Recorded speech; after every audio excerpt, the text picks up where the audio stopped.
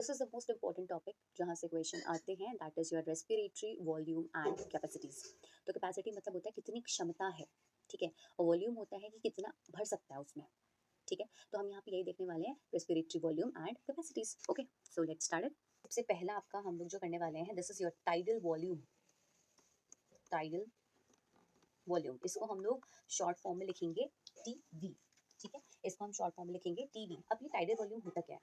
जब एक इंसान नॉर्मल, हम लोग जब नॉर्मल सांस ले रहे हैं, मतलब हम इनहेलेशन कर रहे हैं फिर उसके बाद एक्सहेलेशन कर रहे हैं, तो एक नॉर्मल है ना volume of air inhaled and expelled out during normal respiration.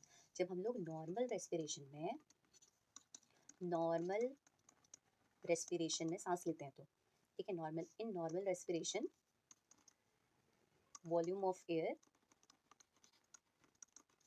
Inspired और एक्सपायर्ड, ठीक है। नॉर्मल कंडीशन में, नॉर्मल रेस्पिरेशन के टाइम पे जो आपका वॉल्यूम ऑफ एयर होता है कि आपने कितना इंस्पायर किया कितना एक्सपायर किया, ठीक है, this is your tidal volume. इसको हम नॉर्मली बोलते हैं टाइडल वॉल्यूम। अगर हम ये बात करें कि अप्रॉक्सीमेटली जो टाइडल वॉल्यूम होता है वो कितना होता है, तो दैट इज योर 500 ml, ठीक है, ये होता है 500 ml। और ये जो मैंने बोला अभी कि 500 ml, तो 500 ml दैट मीन्स कि जब हम लोग वन ब्रीथ, ठीक है, मतलब एक ब्रीथ पूरा करेंगे, दैट इज की वन इंस्पिरेशन एंड एक्सपिरेशन, ठीक है। इंस्पिरेशन और एक्सपिरेशन, एक ब्रीथ जब हमारी पूरी हो जाएगी तो उसमें जो टाइडल वॉल्यूम होगा विल बी 500 ml। अब क्योंकि हम लोग एक मिनट में क्योंकि हम लोग एक मिनट में 12 to 15 टाइम्स ब्रीथ करते हैं, ठीक है, तो अब इसको मल्टीप्लाई कर लो, 5 और 12 को मल्टीप्लाई कर लोगे अगर, ठीक है, या फिर 5, ये 5 12 सा, 12 5 सा, या फिर 15 5 सा, ठीक है। अगर हम इनको मल्टीप्लाई कर लेते हैं तो you will approximately get 6000 to 8000 ml of air, ठीक है। तो ये आपका एक मिनट का टाइडल वॉल्यूम है। लेकिन आपको एक मिनट के टाइडल वॉल्यूम को एस्टिमेट याद रखना है। यहाँ आपको याद रखना है कि एक ब्रीथ में कितना टाइडल वॉल्यूम होता है, दैट्स 500 ml। कभी कभी एमसीक्यू में आ जाता है, ठीक है। और अगर हम ये बात करें 1 मिनट में, तो 1 मिनट में आपका आ जाएगा 6000 to 8000 टाइडल वॉल्यूम, ठीक है। टाइडल वॉल्यूम के बाद that is your inspiratory reserve volume, ठीक है। इसको हम लोग IRV भी बोलते हैं। इंस्पिरेटरी मतलब सांस लेना, इंस्पिरेशन इनहेलेशन। रिजर्व वॉल्यूम मतलब जो रिजर्व वॉल्यूम हमारे लंग में ही रह जाएगा, ठीक है। अब इंस्पिरेटरी रिजर्व वॉल्यूम क्यों बोला है? इंस्पिरेटरी रिजर्व वॉल्यूम मतलब होता है कि जब हम लोग सांस लेते हैं, नॉर्मल सांस ले रहे हैं, जब हम लोग नॉर्मल सांस ले रहे हैं उसको तो हम टाइडल वॉल्यूम बोल रहे हैं।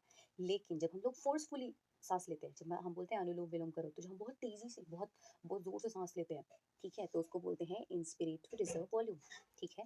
दैट मीन्स कि इसमें टाइडल वॉल्यूम तो आता ही है, ठीक है, इसमें टाइडल वॉल्यूम तो आएगा ही आएगा, लेकिन इसके साथ साथ एक्स्ट्रा एयर भी आएगी जो हमने फोर्सफुली लिया है, ठीक है। तो इन दोनों को मिला के हम बोलते हैं इंस्पिरेटरी रिजर्व वॉल्यूम। तो आप इसमें लिखोगे भी कि ये आपका एडिशनल वॉल्यूम होता है एयर का, ठीक है, क्योंकि हम लोग देखो एक्स्ट्रा एयर भी ले रहे हैं। अब कुछ महान ऐसे होंगे जो एक्स्ट्रा एयर लिख देंगे। अरे भाई, एक्स्ट्रा एयर मैंने तुम्हें समझाने के लिए लिखा है, तुमको रॉ टर्म्स यूज़ नहीं करने हैं, मैं पहले ही बता रही हूँ, ठीक है। तुमको बायोलॉजिकल टर्म्स ही यूज़ करने हैं, रॉ वर्ड्स यूज़ नहीं करने हैं, ठीक है। अप्रोप्रिएट टर्म यूज़ करना है। एडिशनल इसमें वॉल्यूम आता है एयर का, ठीक है। कब? जब हम लोग क्या करते हैं, when a person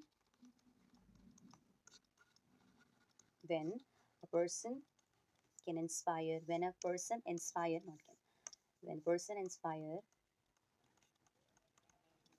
air forcefully, ठीक है, when a person inspire air forcefully, ठीक है। एयर फोर्सफुली को हम लोग एक और शब्द लिख सकते हैं, ठीक है, that is your forcible inspiration, that is your forcible inspiration which is also mentioned in your NCERT। तो अगर आप लोग सिर्फ इतना भी लिख देते हो ना कि additional volume of air forcible inspiration, ठीक है, additional volume of forcible inspiration, अगर इतना भी लिख देते हो दैट इज ऑल्सो सफिशिएंट, ठीक है। अब हम लोग इसको देखें अगर कि कितना, ठीक है, ये जो आपका IRV होता है ये कितना होता है, तो that is your 2500 ml to 3000 ml, ठीक है, 2500 ml to 3000 ml, this is the approximate inspiratory reserve volume, ठीक है। इसको याद रखोगे आप लोग।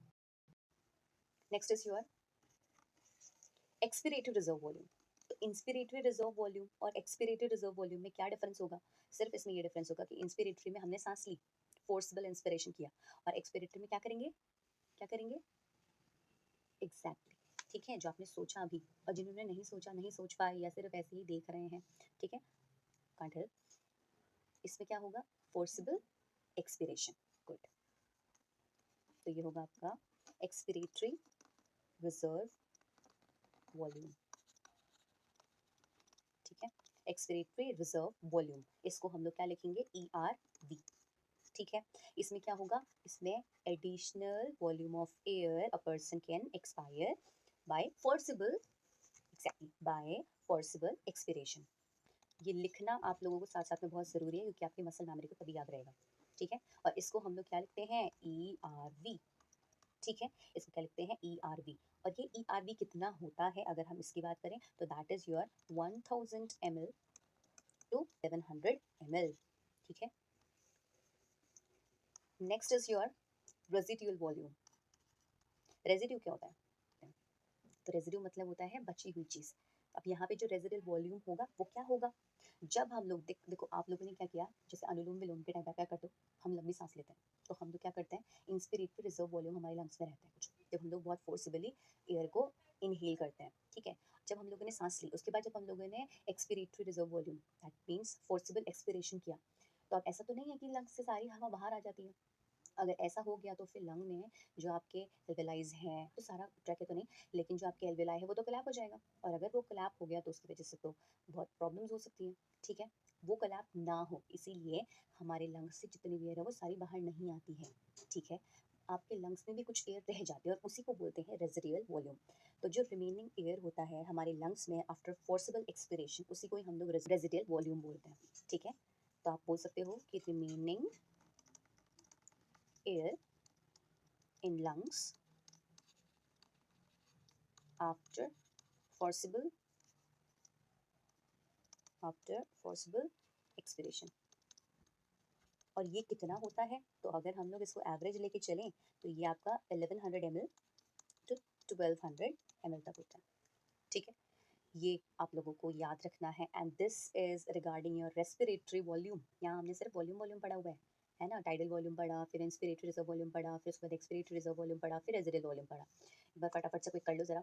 जब हम लोग टाइडल वॉल्यूम की बात करते हैं तो टाइडल वॉल्यूम हमने कितना देखा? 500 ml। अप्रॉक्सीमेट कितना आ रहा था? 6000 से लेके 8000 ml तक, ठीक है, टाइडल वॉल्यूम हो गया। उसके बाद inspiratory reserve volume, inspiratory reserve volume हमने कितना देखा? दैट इज 2500 ml, ठीक है, से लेके 3000 ml तक। एक्सपिरेटरी रिजर्व वॉल्यूम कितना देखा? ERV। एक्सपिरेटरी रिजर्व वॉल्यूम कितना देखा? That is your 1000 ml to 1100 ml, ठीक है। और फिर उसके बाद रेजिडुअल वॉल्यूम कितना देखा? That is your 1100 ml to 1200 ml, ठीक है। आपको याद रखना है, MCQ में ये बहुत आ जाता है, this is important, again you can't skip it.